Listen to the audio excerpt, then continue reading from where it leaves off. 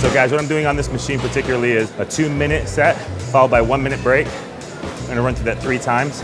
I usually do this every day as just a normal functional type of training in my morning routine, but I also love to open up with this for my back workouts. A lot of blood flow, big pumps right away.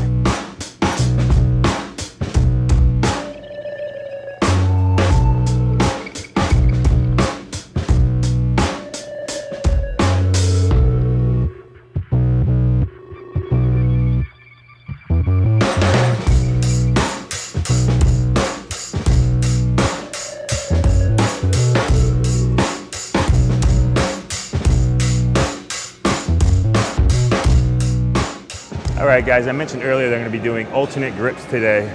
As you can see, cable grip, slide it over, gives me more of a neutral grip. Now, me personally, I've been doing a lot of reverse grip and neutral grip for almost all back movements when it comes down to pull downs. So it helps with my correction in my shoulders, so I'm not being pulled over so much. So if you have any problems with your shoulders, I'd suggest going reverse or neutral for quite some time to balance that out. So give it a try.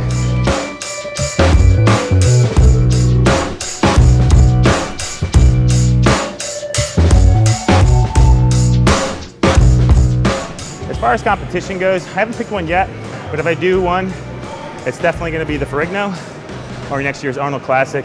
I personally wanna do that at least once in my life, just to say I did the Arnold and just to be a really fun show to do. There's a lot of big guys though, so I would have to step up my game.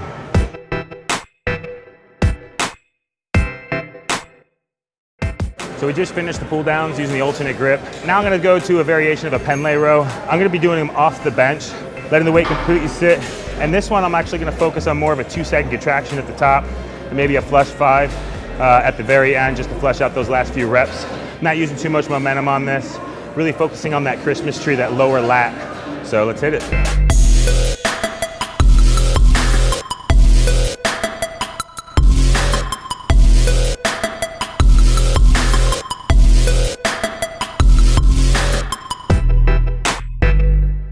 My diet is high fats for the day, moderate protein, and very minimal carbs. And if I have carbs, they're at the end of the day, right before bed. And the reasons why I eat predominantly high fats, almost little or no carbs, is because simply carbs make me lethargic through the day. For you, that may not be the case, so you can eat carbs through the day and feel fantastic. But for me, if I eat carbs, 1, it triggers my hunger spike through the roof so that I'm looking to eat all day. And 2, it makes me really, really sleepy and not as productive in my day. So if you're someone that feels tired off of carbs, try going with a high fat, moderate protein diet, and it may help. I think the main reason why most people feel they can eat carbs to stay big and full is just word of mouth. Enough, I guess, what do you call them, bro science guys out there that think there's only one way that it works. And I used to be a part of that. You know, I used to think that I could only be full and big and put on muscle with 500 carbs a day. And then it was more so once I cleaned up all the garbage food, all the artificial sweetener shit, and I got that out of my diet, I realized I absorbed much more real food. And then I realized how much fats gave me that pump and gave me that energy and mind clarity as well. So I think fats are one of the best choices out there for sure.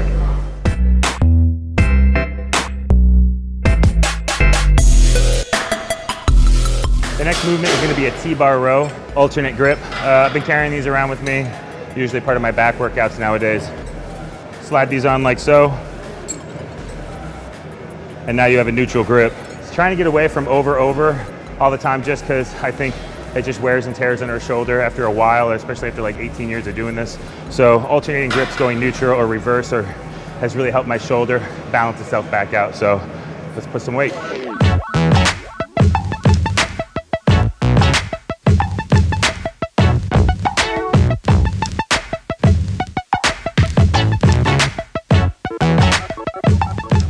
One of the questions I do get asked, which is better, high reps, lots of volume, or less reps, heavier weight?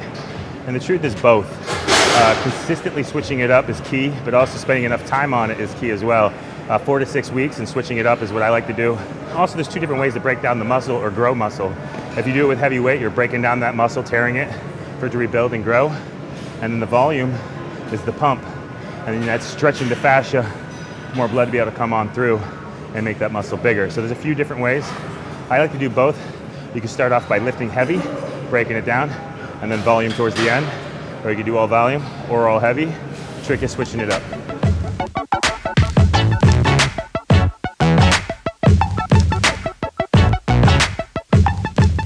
So we just finished the T-bar rows using the alternate grip. Again, focusing on that lower lat for me. That's what one of my focuses at the moment. Now I want to finish with a rack pull challenge. And this is also something I like to do daily. But today I had back, so I'm going to throw it in with my back workout. It's going to be 10 sets of 10 with 1-minute breaks. And every round you throw 10 pounds on each side.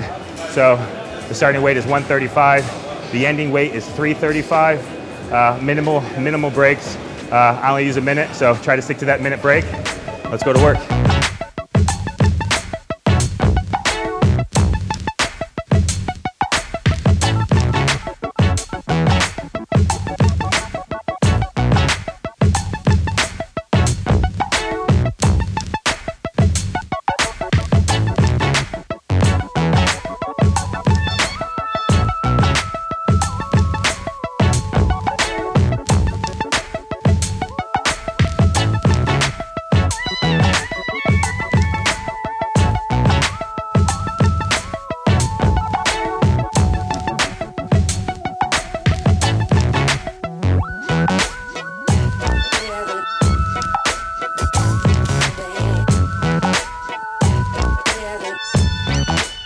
All right, so we just finished the 10 sets of 10 with 1-minute breaks for the deadlifts.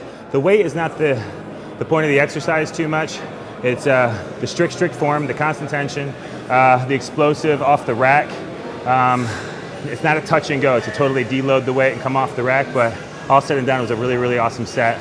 Long set, but felt really good. So that's it for back, totally destroyed.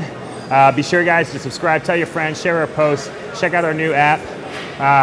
Stay tuned for India. We're really pumped about India coming out and the clothing apparel. And so we can't thank you guys enough for all the love and support. Appreciate everything, and take care.